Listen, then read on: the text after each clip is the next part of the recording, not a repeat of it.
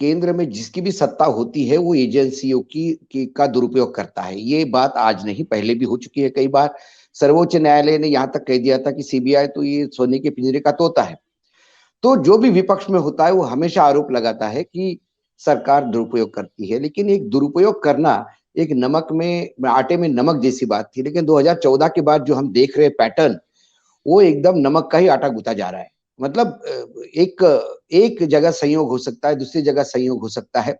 जिस राज्य में चुनाव होते हैं उस राज्य में क्यों सीबीआई एक्टिव होती है, पता पड़ता है कि कोई 18 साल पुराना केस है, पता पड़ता है कुछ 12 साल पुराना केस है और all of a sudden active हो जाते हैं। तो ये कर्नाटक में यही हुआ, उसके बाद राजस्थान में हुआ, मध्य प्रदेश में हुआ, हिमाचल में हुआ, फिर आपको बंगाल में देखने को मिला, यूपी में देखने को मिला।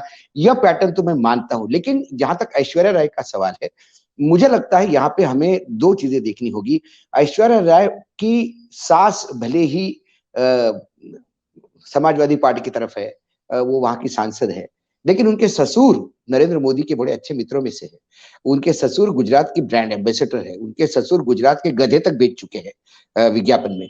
तो मुझे नहीं लगता कि ये कुछ ये है। ये जो पेपर लीक है, क्योंकि नीलू हमारे साथ है, नीलू रंजन, और नीलू रंजन एजेंसियों के काम को बहुत अच्छी तरह से जानते हैं और लगातार उसकी रिपोर्टिंग करते हैं। मैं भी कई बार यदि मैं आज रिकॉर्ड पे कहूं कि कई बार जब मुझे कोई चीज कंफर्म करनी होती है तो मैं बाकायदा नीलू को फोन करके पूछता हूँ कि ये बात सही है या गलत है।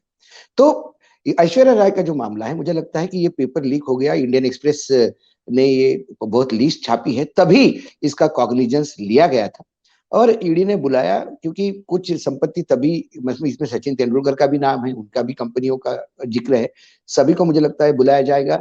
लेकिन ऐश्वर्या को यदि हम इस दृष्टि से देखें कि वो मात्र उसकी बहू है एक समाजवादी पार्टी की राज्यसभा सांसद की, तो वो एक ब्रांड एम्बेसडर गुजरात की अमिताभ बच्चन उनकी भी बहू है। लेकिन बाय एंड लार्ज जहां तक एजेंसियों का सवाल है कि सीबीआई, ईडी, इनकम टैक्स, ये जो एजेंसीज है, ये मुझे लगता है कहीं ना कहीं सरकार आउट ऑफ वे जाके इसका उपयोग कर रही है और इसका बैकफायर होता है। ये मुझे समझ में नहीं आता कि राजनीतिक दल यदि केंद्र में सत्ता में है भाजपा, ये ऐसा क्यों सोचती है कि इससे टाइट पेच कसे जाएंगे। महाराष्ट्र का उदाहरण मैं लूं आपको कि महाराष्ट्र में हाईकोर्ट ने एक डिसीजन दिया और 107 लोगों के खिलाफ ईडी को बोला कि इनके खिलाफ एफआईआर दर्ज करो, लेकिन उसमें शरद पवार जी का नाम नहीं था। हालांकि जिसने पिटीशन फाइल की थी, उस पिटीशन में वो कहता था कि ये पूरे स्कैंडल का किंगपिन जो है शरद पवार है, लेकिन हाईकोर्ट ने उसको नहीं माना। इसके बावजूद ईडी ने उस पिटिशनर के पिटीशन का आधार बनाते हुए एक नोटिस दिया शरद पवार को। उसके बाद कुछ नहीं हुआ, लेकिन उस नोटिस से मैं मतलब मैं रिकॉर्ड पे कई बार कह चुका हूं और वो चुनाव नोटिस मिलने के पहले मैंने कहा था कि महाराष्ट्र में जो समीकरण है, शिवसेना बीजेपी इकट्ठा लड़ रही थी और जिस ताकत से लड़ रही थी, उसमें मुझे लग रहा था कि कांग्रेस तो 10 के अंदर सिमट जाएगी, 10 सीटों के अंदर विधानसभा में, और बहुत ज्यादा हो गया तो 15 तक का आंकड़ा बड़े मुश्किल से पार पाया। तो एनसीपी पार पाएगी, क्योंकि एनसीपी के पास कुछ ऐसे दिग्गज नेता है, 5-10 तो ऐसे है कि जो अपने भरोसे ही निकल लाते हैं सीट। तो ये मेरा आकलन था।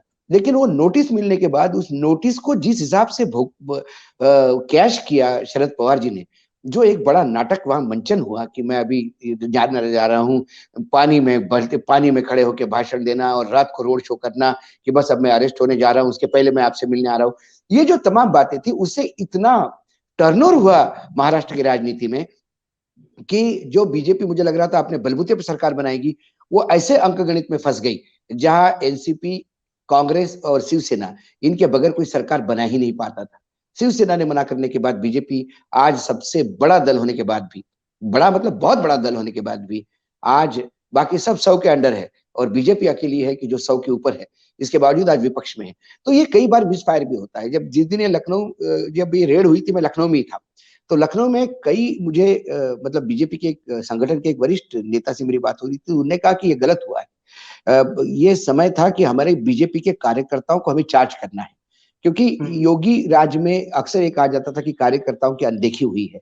जहां विधायकों की अनदेखी हुई, वहां तो कार्यकर्ता की कहाँ औकात हो जाती है। उन कार्यकर्ताओं को चार्ज करने की जरूरत थी। जब हमारे प्रधानमंत्री और अमित शाह लगातार उत्तर प्रदेश आके लोगों को चार्ज करने का प्रयास कर रहे थे, ऐसे में इस इनकम टैक्स की रेड ने कहीं ना कहीं समाजवादी पार्टी के कार्यकर्ताओं को चार्ज किया है। ये कई बार उल्टा भी पड़ता है, लेकिन ये अब उनको लगता है कि जब जैसा उसके बंगाल में हुआ, बंगाल में भी सुपड़ा साफ हुआ था इस चक्कर में, कि लोगों को लगता है कि ये अब लोगों को भी समझ में आ गया। अच्छा, दूसरी बात है कि जब ये रेड्स होती है, उसकी परिणति क्या है? इतने दिन तक वाड्रा साहब को 8-8 घंटे का इंटरोगेशन किया, कुछ नहीं हुआ। वाड्रा जी मस्त मजे में घूम रहे हैं और वाड्रा जी जेल में जाने वाले थे। ऐसे ही हमारे महाराष्ट्र में मुख्यमंत्री बार-बार कह रहे थे फडणवीस साहब कि जैसे ही ये चुनाव के रिजल्ट आएंगे, उसके बाद अजित पवार चक्की पिसिंग एंड पिसिंग। बाद में अजित पवार के साथ वो आटा खाएंगे एंड खाएंगे हो गया, वो साथ में शपथ ले ली।